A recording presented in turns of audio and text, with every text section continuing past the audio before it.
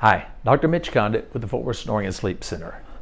And many of us have CPAPs, or you have loved ones with CPAPs that you're supposed to wear at night to treat your sleep apnea. But often these things are uncomfortable or cumbersome, and a lot of people don't wear them, and they don't even really understand why they're supposed to wear them. Well, sleep apnea is a potentially life-threatening disorder that happens to us at night when we fall asleep. Lower jaw, tongue, musculature fall back, obstruct the airway.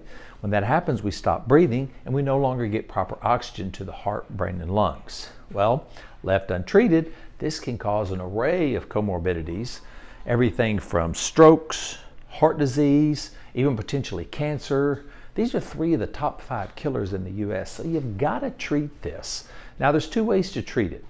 One way is with the CPAP. And what a CPAP does is it's a mask that fits over your face, blows air down your obstructed airway, and gets oxygen to your heart, brain, and lungs.